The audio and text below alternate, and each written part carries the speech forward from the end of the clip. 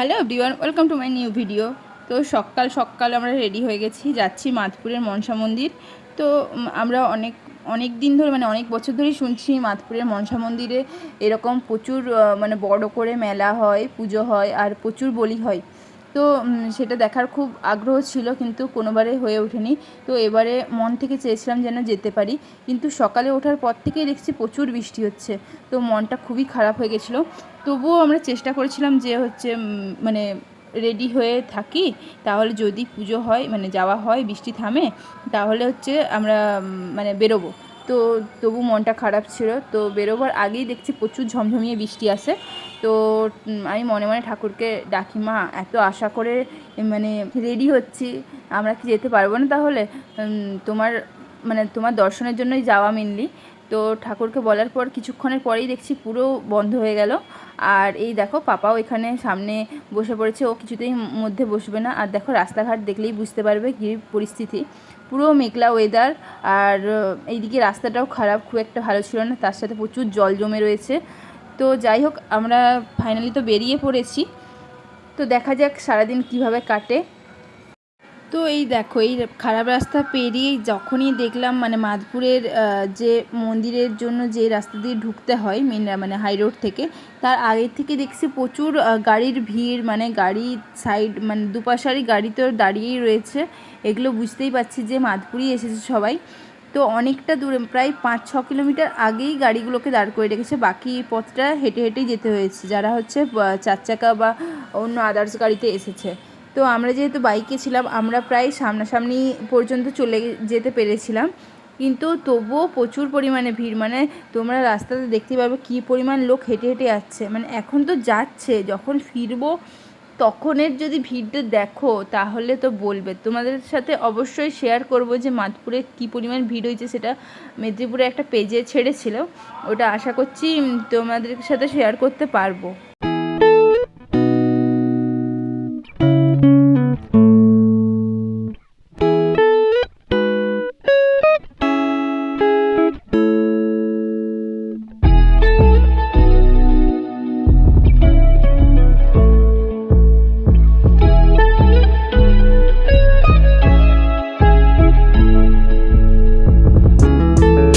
দেখো মেঘের পরিস্থিতি কীরকম আর কীরকম ভিড়। আমি তো ভাবছি বাচ্চা নিয়ে এসেছি, এবার সারাদিন আমি কোথায় কি করব। যদি প্রচুর জোরে বৃষ্টি নামায়, তাহলে আমি পাপাকে নিয়ে কী করব। কারণ এখানে কোথাও দাঁড়াবার পর্যন্ত জায়গা থাকে না, আমি যেটা দেখেছি আগের ভিডিওগুলোতে। সারাদিন তো দেখতে পাচ্ছি যে মাধপুরের ভিডিও পুজো। তো যাই হোক, যখন আমরা এখানে বাইকটা রাখলাম, তারপরে যখন যেই গেটটা ক্রস করলাম, কি বলবো, ঠাকুরের ওই জায়গাটার মধ্যে ঢুকলাম, তখনই দেখলাম যে আস্তে আস্তে রোদের দেখা দিচ্ছে। সেটারও ভিডিও আমরা করে রেখেছি। আমরা ভাবছি যে ঠাকুর সত্যি করুণাময়ী।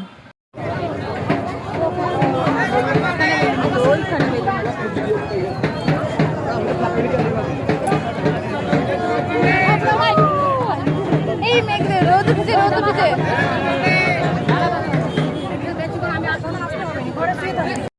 হ্যাঁ, এই এখনই হয়েছে, এখনই এই সদ্য হয়েছে, এখন চলছে ওখানে।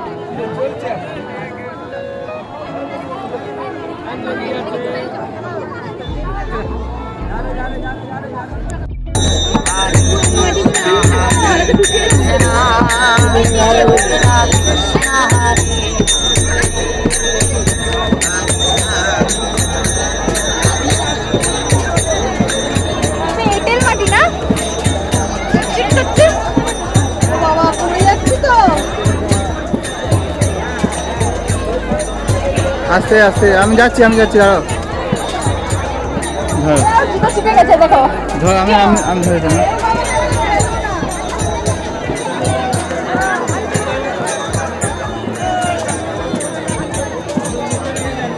সত্যি খালি পায়ে হাঁটা ভালো, জুতো চিটে।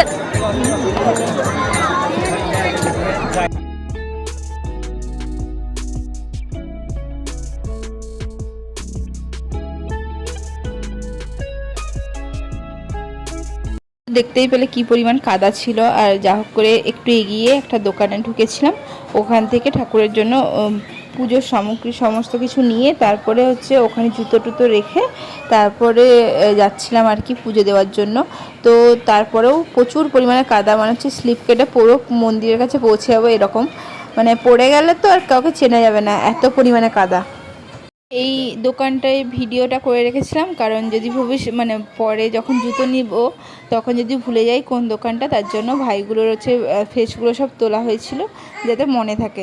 তো যাই হোক, এখান থেকে এবার নিয়ে চলো যাই পুজো দেওয়ার জন্য। তো অনেকেই জানে না যে মাধপুরে এরকম একটা জাগ্রত মনসা মায়ের মন্দির রয়েছে। তো এই মা মনসা মানে মাধপুরের মনসা মন্দিরটি অত্যন্ত জাগ্রত ও পৌরাণিক কাহিনী সমৃদ্ধ একটি তীর্থস্থান। শোনা যায় 400 বছর আগে এই স্থানটি ছিল নিবিড় জঙ্গল ও উইঢিপিতে পূর্ণ, যেখানে বিষধর সাপের আনাগোনা ছিল। স্থানীয় জমিদার যোগেশ্বর রায় স্বপ্নাদেশে দেবীর নির্দেশ পেয়ে এখানে পুজো শুরু করেন, যা আজ বিশাল মন্দিরে পরিণত হয়েছে। স্থানীয়দের বিশ্বাস, এই জাগ্রত দেবীর কাছে মানত করলে সন্তান লাভ হয়, বেকারত্ব দূর হয়, রোগ মুক্তি ও সাংসারিক অভাব দূর হয়। প্রতিদিন বহু দূর দূরান্ত থেকে ভক্তরা সাপের কামড় থেকে রক্ষা পাওয়ার জন্য বা বিশেষ করে মনসা পুজোর উপলক্ষে বা যে কোনো বিপদে দেবীর কৃপালাভের আশায় এখানে আসেন। আর এই মন্দির প্রাঙ্গণের ঢাকের মানে আওয়াজ ও শাঁখের আওয়াজ এক অদ্ভুত আধ্যাত্মিক পরিবেশ তৈরি করে, যা ভক্তদের মনস্কামনা পূরণের বিশ্বাসকে আরও দৃঢ় করে। এখানে আরও একটি প্রচলিত ঘটনা আমাদের শোনা যায়। স্বপ্নাদেশ পেয়ে জমিদার এখানে যাওয়া আসার যে রাস্তা তৈরি করেন, জঙ্গলও পরিষ্কার করেন, এখানে একটি বেদি বানিয়ে মায়ের পুজো শুরু করেন। কিন্তু বিপত্তি বাধে মন্দির তৈরি করতে গিয়ে। চারিদিক ঘেরার পরও যখন ওপরের অংশ ঘেরা হয়, বিনা মেঘে হঠাৎ বজ্রপাত হয়ে মৃত্যু হয় মিস্ত্রিদের। সেই জন্য বর্তমান সময়ে এই মন্দিরের ছাদ বলে কিছু নেই, ওপরের অংশ একদম ফাঁকা। মন্দির কর্তৃপক্ষ যখনই ছাদ করতে যায়, নেমে আসে বিপর্যয়। লোকমুখে ছড়িয়ে পড়েছে এখানে মা মনসা দেবীর মাহাত্ম্য। দূর দূরান্ত থেকেও শুরু হয় মানুষের আগমন। মাধপুর জকপুর স্টেশনের মাঝেই রেল লাইনের পাশেই চোখে পড়ে মন্দিরটি। প্রতিদিন পুজো হওয়া সত্ত্বেও শনি ও মঙ্গলবারে প্রচুর পরিমাণে ভিড় হয় এই মন্দিরে। এখানে নিজেদের পুজো নিজেদেরকেই করতে হয় ভক্তি ভরে, ব্রাহ্মণ কোনো থাকে না। চৈত্র মাসে এই একটা দিনই, যেই দিন মেলা বসে, মানে যখন মেলা হয় সেই সময়ই শুধুমাত্র ব্রাহ্মণ দ্বারা পূজিত হয়। এই মন্দিরে যদি মনের কথা জানিয়ে ভক্তি ভরে পুজো দিয়ে আসা হয় মানত করে এসে, তো অবশ্যই পূরণ হয়, এটা আমার বিশ্বাস। আর আমারও অনেক কিছুই আমি অনেক কিছু বলে এসেছিলাম আর পূরণও হয়েছে। তো এর আগেও দেখেছো তোমরা আমরা যে মাসিক শোধ করে এসেছিলাম। তো যাই হোক, অনেক কিছুই তো বলে ফেললাম। আর দেখো, এখানে আমরা লাইনেও দাঁড়িয়ে পড়েছি, আর এখানে পাপা তো বরাবরের মতো একটা বন্ধুও পেয়ে গেছে। এবারেও আমরা ভেবেছিলাম যে বেদি ছুঁয়ে, ঠাকুরকে ছুঁয়ে আমরা প্রণাম করব, পুজো দেব, কিন্তু আমরা জানতাম না যে এই মন্দিরে এত ভিড় থাকার জন্য এখানে আর ভেতরে ঢুকতে দিচ্ছে না। তো নেক্সট টাইম যখন পুজো থাকে না, তখন এখানে ঢুকে মায়ের বেদি হাত দিয়ে নিজেরাই পুজো করা হয়। কিন্তু এবারে হচ্ছে ছোটো ছোটো ভাইরা ছিল, তারা পুজো দিয়ে দিয়েছিল। তো আমরা বাইরে থেকেই ঠাকুরের দর্শন করবো হয়েছিলাম, কিন্তু তাও দেখা যাচ্ছিল না, চারিদিক থেকে ঢাকা দেওয়া ছিল, শুধু মেন যে গেট ছিল সেদিকেই ফাঁকা করা ছিল, ঠাকুরকে দেখা যাচ্ছিল। তো আমরা বুঝতে পারিনি, আমরা চারিদিকে ঘুরছিলাম। তারপরে ঘুরতে ঘুরতে এই লস্যি দোকানটা দেখতে পেয়েছিলাম। তো এখানে একটা স্পেশাল লস্যি নিয়ে নিয়েছিলাম, টেস্ট খুব ভালো হয়েছিল, কিন্তু একটু মিষ্টিটা বেশি ছিল। তারপরে তোমাদেরকে একটা জিনিস দেখাই, এই দেখো, এই লস্যি দোকানটার পাশেই যে লাইনটা বড় দেখতে পাচ্ছ না, প্রচুর ভিড়। দেখো, প্রত্যেকের কাছে একটা করে ছাগল রয়েছে, এই প্রতিটা ছাগলই বলির জন্য রেডি হয়ে এসছে, স্নান টান করিয়ে একদম নিয়ে এসছে ছাগলগুলোকে। আর দেখো এই ছাগলটা কী পরিমাণে বড়, আর এতটাই বয়স হয়ে গেছে যে সে আর নড়াচড়া করতে পারছিল না। আমরা ছিলাম সেই মন্দিরের একদম উল্টো দিকে, মেন গেটের একদম উল্টো দিকে, পেছন দিকে। তো সেখান থেকে আমাদের মন্দিরের সামনের দিকে আসতে প্রচুর কাদা রাস্তা পেরিয়ে উঠতে হয়েছিল, ভাবতেও পারিনি আমরা এসে পৌঁছাতে পারবো। আমরা ভাবছিলাম যে ব্যাকে চলে যাব। তারপর ফাইনালি আমরা পৌঁছেছি। আর দেখো, এই লরিটা দেখতে পাচ্ছ, এই লরিতে না বলি হওয়ার পর যে মাথাগুলো, সেগুলো হচ্ছে রাখা হচ্ছে।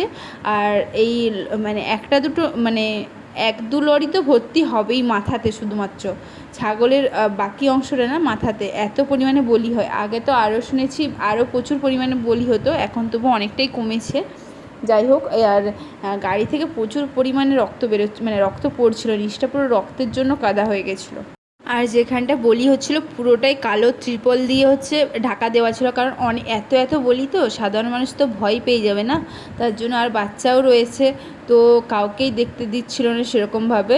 তো এই যে ত্রিপলের মধ্যে মধ্যে একটু আধটু ফুটো ছিল, আমরা ওটা দিয়ে চোখ মানে ওটাতে একটু আধটু মানে দেখেছিলাম আর কি, কিন্তু সেভাবে দেখা যাচ্ছে না আর দেখতেও দিচ্ছে না কাউকে। তো মন্দিরের মেন গেটের কাছে চলে এসেছিলাম, আর এখান থেকে মায়ের দর্শনও করে নিয়েছিলাম। তো খুব ভালোভাবে দর্শন করেছি। তারপরে যেহেতু অনেকটা দূরে ছিলাম, তো মানে ভিডিওতে ঠিক ফটোতে ঠিক আসছিল না, তো একটা ভাইকে বললাম একটু ফটো ভিডিও করে দেওয়ার জন্য। তো সেও হচ্ছে একটু ভালোভাবে ভিডিও করে দিয়েছিল, তো তোমাদের সাথেও শেয়ার করছি সেসব ভিডিও।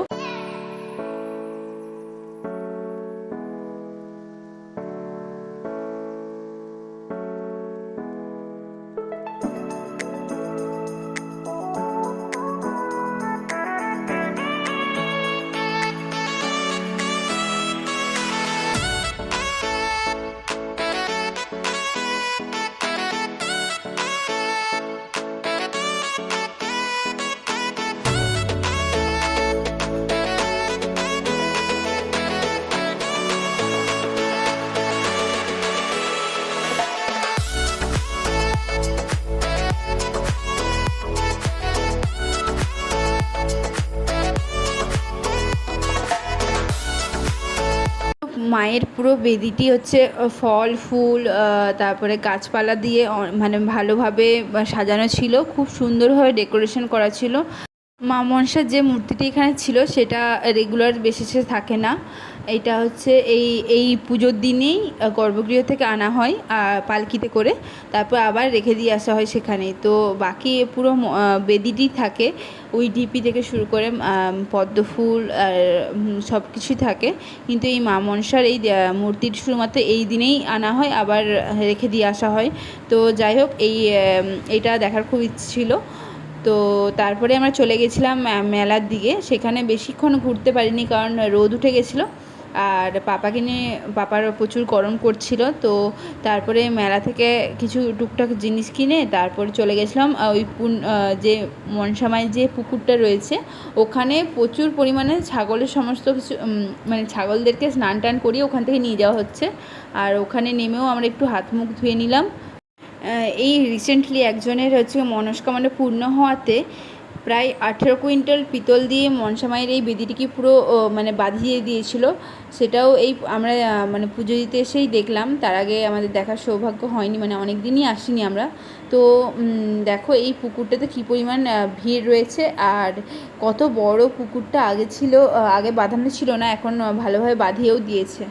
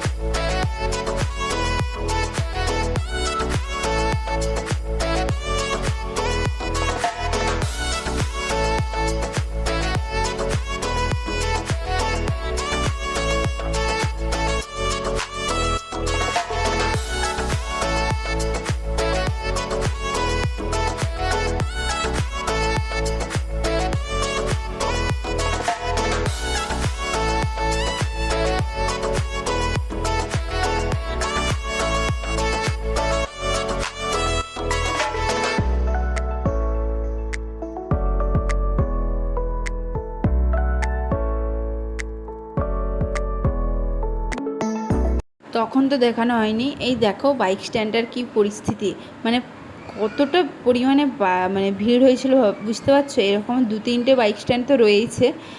আর আরেকটা জিনিস দেখাই, তো পাশে যে রাস্তাটা দেখতে পাচ্ছ পুরো ঠাসা ভিড়, মানে হেঁটে হেঁটে যাচ্ছে, একটু কোনো 1 ইঞ্চিও জায়গা নেই, মানে কেউ যদি সাইকেল নিয়েও পেরোবো বলে সেটাও জায়গা নেই, মানে এতটাই ভিড়।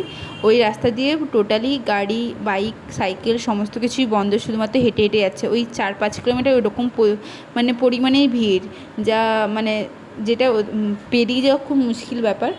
যেহেতু আমরা বাইক নিয়ে এসেছিলাম, পাশে একটা অল্টারনেটিভ রাস্তা ছিল, ওটা দিয়ে সমস্ত কিছু বাইক, গাড়ি এসব যাচ্ছিলো। ফাইনালি আমরা অনেকটাই ভিড় কাটিয়ে বেরিয়ে পড়েছি। আর দেখো এখানে মোটামুটি রাস্তাটা ফাঁকাই রয়েছে, আর দু সারি শুধু ধান জমি রয়েছে, প্রচুর পরিমাণে ধান ফলানো হয়েছিল। আর এখানে পাপা ঘুমিয়েও পড়েছে, হাওয়াতে পেতে আর একটু ভালো করে মানে ঘুমোতে পারছে। আর রোদ খুব একটা ছিল না, কিন্তু তাপ ছিল। তো যাই হোক, এই তো বেরিয়ে পড়লাম বাড়ি যাওয়ার জন্য। আর অনেক দিনের ইচ্ছে একটা পূরণ হলো, খুব ভালো লাগছে পুজো দিতে পেরে। আমরা বাড়ি থেকে বেরিয়েছিলাম প্রায় 8:30টার দিকে, তো মন্দিরে পৌঁছে গেছিলাম 9টার দিকে, তো প্রায় আধ ঘন্টার মতো টাইম লেগেছিল। আর আমরা বাড়ি ঢুকতে ঢুকতে প্রায় 1:30। তো বাড়িতে ঢুকে আর কোনো ভিডিও করা হয়নি। তো আজ এই পর্যন্ত, দেখা হচ্ছে নেক্সট অন্য কোনো ভিডিওতে। Tata, bye bye.